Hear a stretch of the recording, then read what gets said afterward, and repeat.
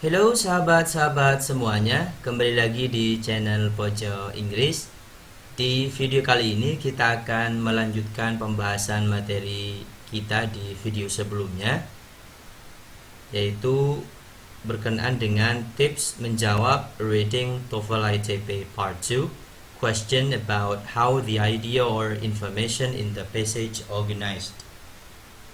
Jadi di video kali ini kita akan membahas tips menjawab Reading TOEFL ITP bagian kedua, pertanyaan tentang bagaimana sebuah ide atau informasi di dalam sebuah passage diorganisir atau disusun. Langsung saja kita masuk kepada tipsnya. Yang pertama, kita mulai dari model pertanyaan dari materi ini, dari bagaimana sebuah ide atau informasi di dalam sebuah passage diorganisir. Biasanya pertanyaannya dengan menggunakan model pertanyaan di kolom ini. Yang pertama, pertanyaannya bisa berupa how is the information in the passage organized? Bagaimana sebuah informasi atau bagaimana informasi di dalam passage itu diorganisir. Yang kedua, bisa menggunakan model seperti ini. How is the information in the second paragraph related to the information in the first paragraph? Bagaimana informasi di paragraf kedua memiliki kaitan dengan informasi di paragraf yang pertama. Atau bisa jadi menggunakan model pertanyaan seperti ini. What type of information is included in the first paragraph? Informasi jenis apa yang terdapat di paragraf yang pertama? Jadi model pertanyaan dari materi how the idea or information in the passage organized bisa menggunakan model pertanyaan yang seperti ini. Bagaimana cara kita menjawabnya? Untuk menjawab model pertanyaan ini, model pertanyaan yang di atas ini adalah dengan memperhatikan kalimat pertama dari masing-masing paragraf. Jadi lokasi jawabannya secara umum biasanya ada di kalimat pertama dari masing-masing paragraf. Ini generally ya, ini pada umumnya. Adapun detailnya, tips menjawab pertanyaan dari pertanyaan yang model seperti ini secara detail, teman-teman, tipsnya adalah yang pertama, bacalah baris pertama masing-masing paragraf, kemudian pahami maksudnya. Jadi tetap seperti yang ini, teman-teman adalah tugasnya untuk bisa menemukan jawabannya adalah dengan membaca baris pertama masing-masing paragraf. Namun yang tidak kalah penting adalah memahami maksud dari kalimat itu, dari yang kita baca tadi. Kemudian yang kedua, perhatikan kata yang menunjukkan hubungan antara paragraf yang ada. Jadi kalau pertanyaannya umum, seperti yang pertanyaan yang nomor 1 ini kan umum ini, maka yang perlu dilakukan adalah dengan memperhatikan kata yang menunjukkan hubungan antara paragraf yang ada. Kecuali kalau pertanyaannya sudah khusus seperti ini, langsung paragraf pertama, berarti kita fokusnya ke yang paragraf pertama. Kalau yang pertanyaan nomor 3 ini kan sudah khusus ini, the first paragraph. Jadi ya kita fokusnya di paragraf yang pertama. Kalau pertanyaannya umum seperti yang nomor 1 ini, how is the information in the passage organized?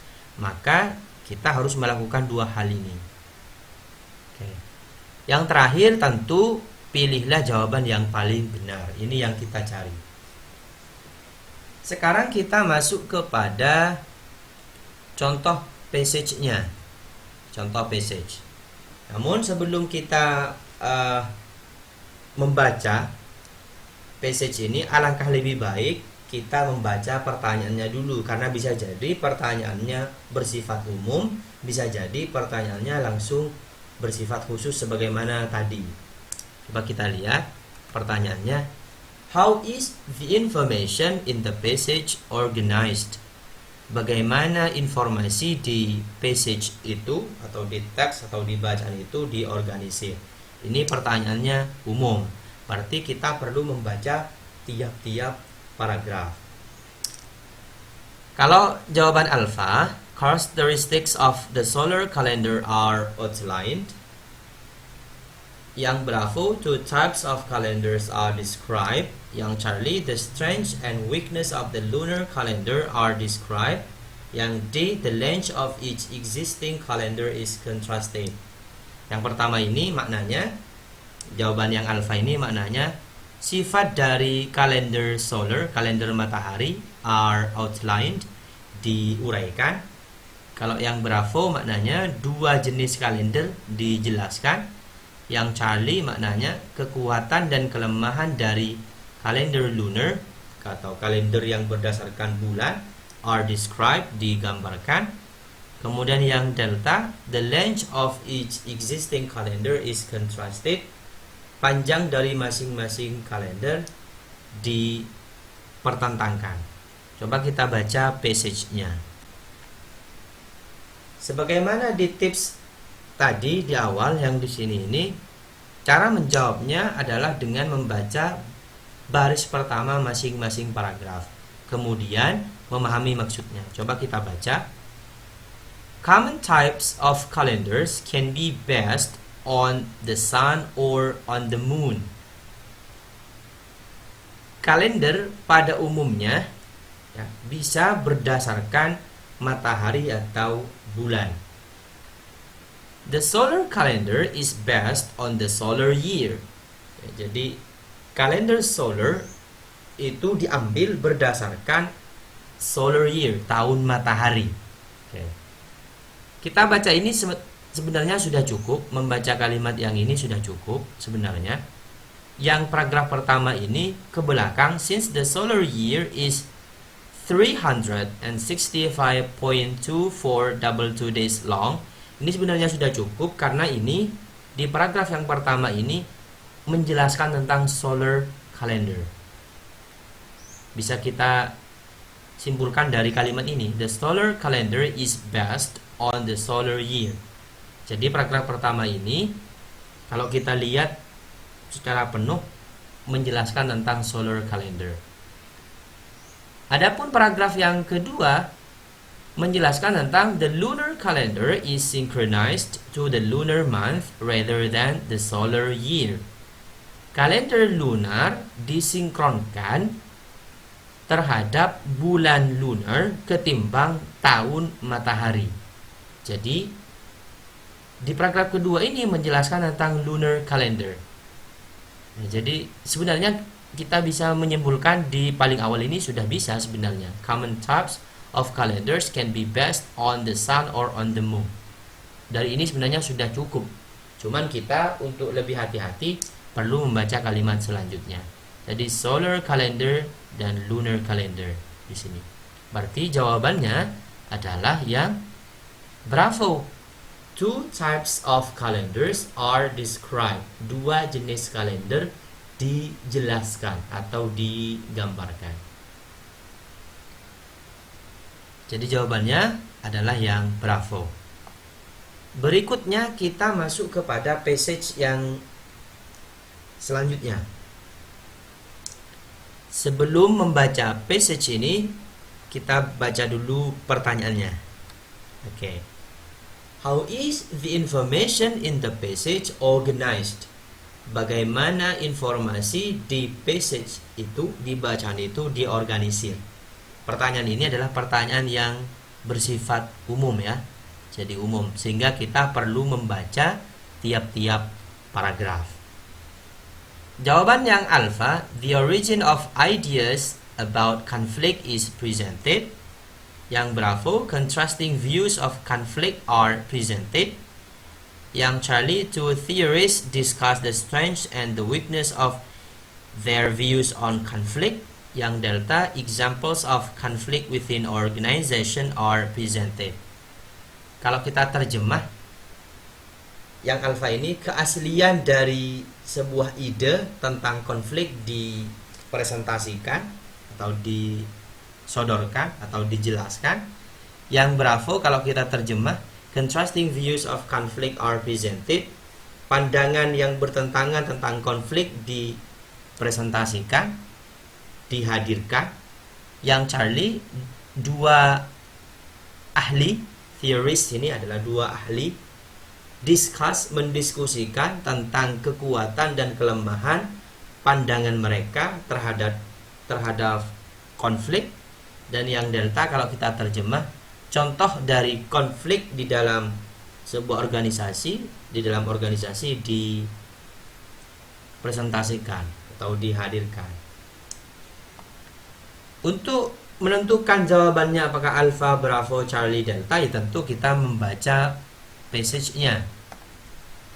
Passage-nya adalah yang ini. Karena pertanyaannya umum, maka kita perlu membaca masing-masing paragraf. Conflict within an organization is not always viewed as undesirable.